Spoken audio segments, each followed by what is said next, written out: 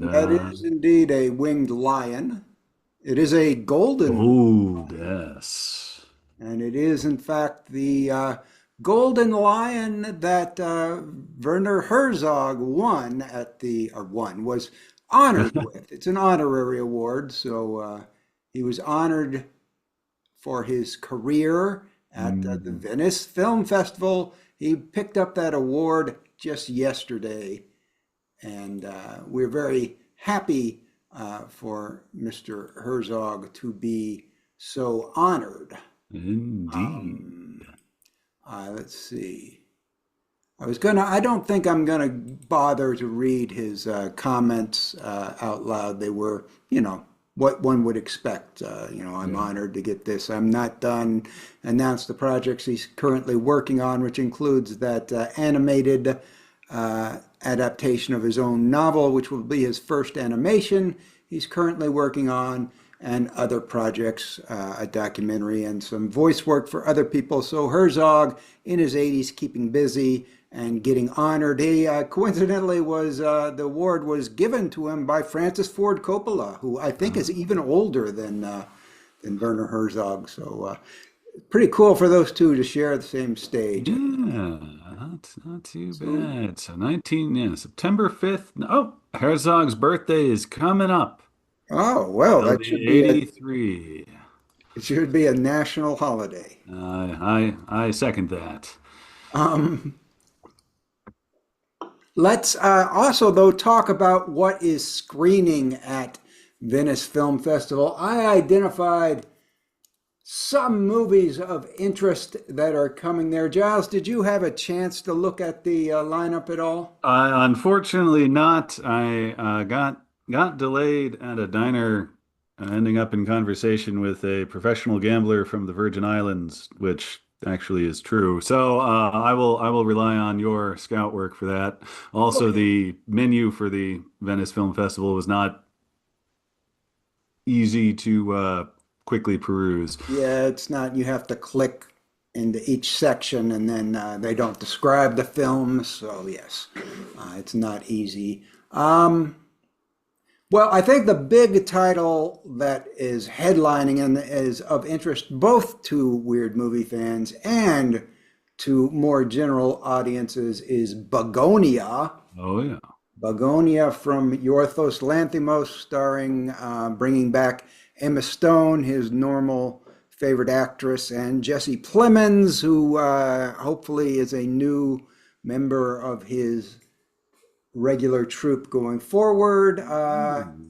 In an adaptation, well, they say it's a loose adaptation, although reading the plot, it sounds almost like it's a literal adaptation of the Korean cult film Save the Green Planet about some crazy people who kidnap an executive played here by Stone and believing she is an alien about to bring about an invasion of the world.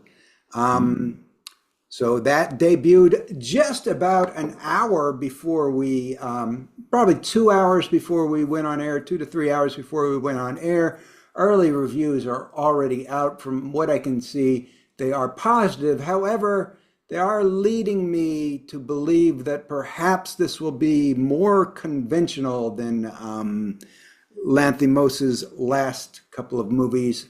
Looking at the Variety review, they say the director is at the top of his visionary nihilistic game in a movie about what's happening to the world, but nowhere in the review do they use any words like weird, surreal, bizarre. So, thinking that it might go more back towards the sort of semi-exaggerated realistic tone of The Favorite rather Hmm. than some of the crazier movies that he's been making lately and that we particularly treasure. However, it does seem to be getting good press overall. Hey, I think I may have found a link. I was looking at the end of the festival here. An Azerbaijani production has just caught my eye. Okay, well, that's possible, Giles, that we will be mentioning that one. I don't know how many Azerbaijani uh, topics there are, but before doing that, let me mention one other relatively big one, not of interest to most people outside of our circuit, but that is Megadoc, the documentary on behind the scenes documentary on Megalopolis, is premiering at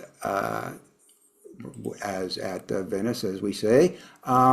It is by, oh gosh, I really should remember the name. Oh gosh, I can't find it on this set.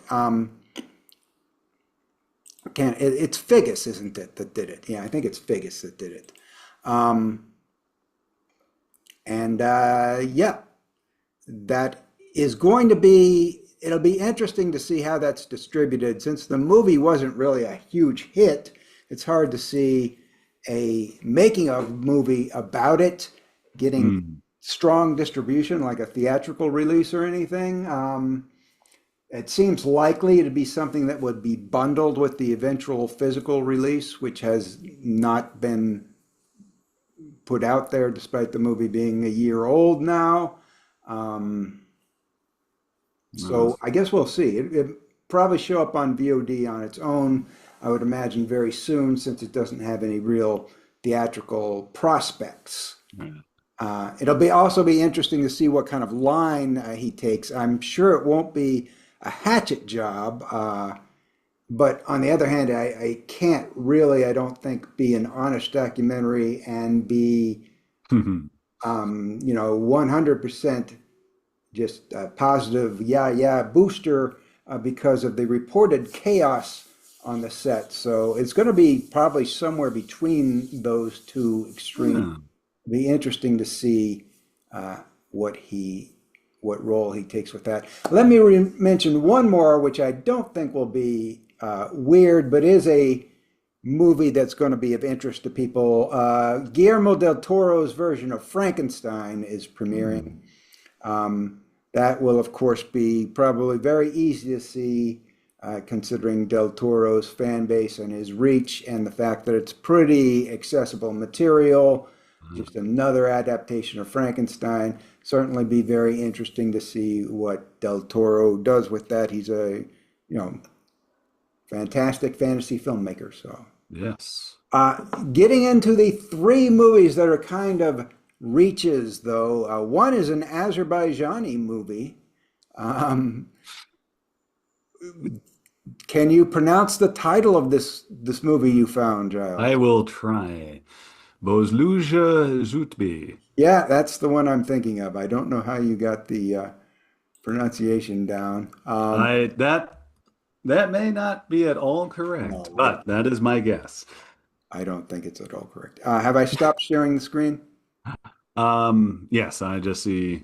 There we go. Okay, now I'm sharing a different screen. Can you see it? Yes, I see a This lot is of the one red. that caught your eye, probably because of this still, which you might want to describe. All right. This is in its way, I think it's sort of photorealistic as it were. However, the color gradient has been flipped, reversed, changed, altered considerably. This is looks like some sort of terrain, maybe at a base of a cliff, leading down to dirt or sandy form, and a puddle of really, really vibrant yellow. Mhm. And beside that circular, very small body of water looks to be a person casting their silhouette on whatever that ground is nearby. And looking at a number of other stills on IMDb, it seems that this is sort of the general visual motif. Mhm. It's a vibrant red with a yellow and black. Yeah. The title translates apparently as Sermon to the Void. It's Azerbaijani, shot in Mexico and Turkey, it looks like. I will read let's see, we have a director's statement. Is there I thought I had a synopsis, but I don't. We only have, well, there's a very short synopsis. Synopsis says, as the world comes to an end, Shah Ismail embarks on a quest for the water of life. A director's statement, I've never had a serious reason to begin this film or any of my other films. Nothing in this world has ever compelled me, encouraged me, or inspired me to make cinema. It's only that sometimes An unexpected and inner urgency arises within me, one so strong it refuses to let me stay still. So, interesting distinction there on inspiration. He says, to this day, I still don't know who these characters are. I don't know why they enter the film or why they leave. I can't find their reflection in real life either. They simply dwell in the vastness of the desert. They are not the kind of figures one would encounter on a journey with any intention of return. After all, isn't the true self we seek hidden in a place entirely without color, without taste, without story, in the endlessness of the desert? And when a soul has once tasted the force of pure witnessing, isn't embracing the curse of the desert as one's homeland the truest sermon to the void? So, It looks like this is part of a series of sermons, being the Zutbe, the second part of the title. Previous two movies were Kuslara Zutbi and Baliklara Zutbi. okay. So he is dropping down sermons to Void, previously birds, and also fishes. Oh, okay. So, yeah, sounds like an apocalyptic, experimental, existential kind of experimental film. Fun, fun. Lots of fun, strong visuals. Other two other movies that might be, that one is almost certainly going to be weird and of interest, might be have limited distribution prospects, though I would guess. So we would see about that one. Playing at Venice helps it out. Another one, this one mainly because it's from Mamoru Hosoda, the anime guy who has gotten close to being weird before. We have a little still of this. I'm not going to have Giles describe it for time reasons. It's just an anime still of two anime characters, one with a sword, one with a bow, kind of ambiguous as to whether they are medieval type figures or modern figures. The synopsis of this one I will read.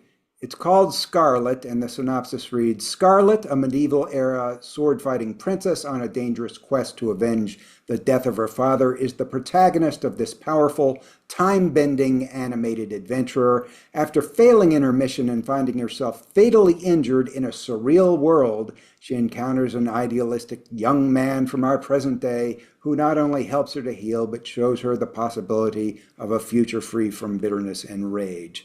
So, hard to say. Has potential to be weird. Probably an interesting film. Hosoda's films are generally of pretty high quality, Mhm.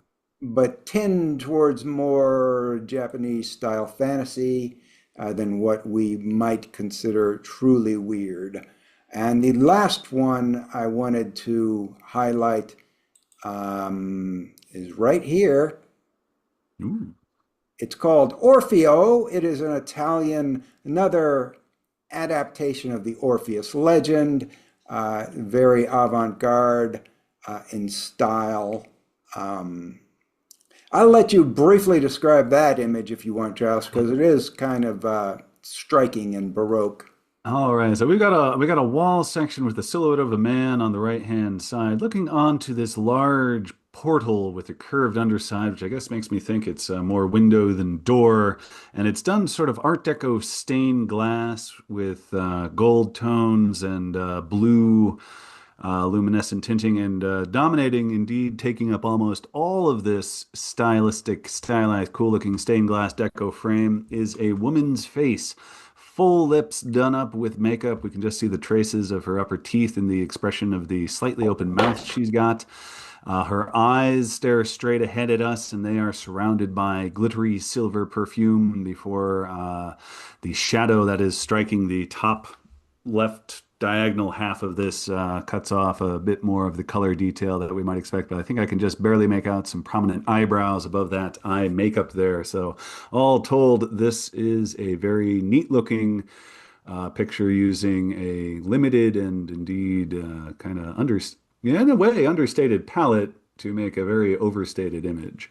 Yeah, blue and gold. Yeah, Yes, and it's she's got like sparkly eyeshadow on. yeah. Probably Persephone could be some kind of spirit. Another one, because it's an avant-garde type production based on an old Greek myth, probably has limited distribution in the US. So no idea if we would have the opportunity to see that or not. But we shall see. Wanted to make you aware of its existence.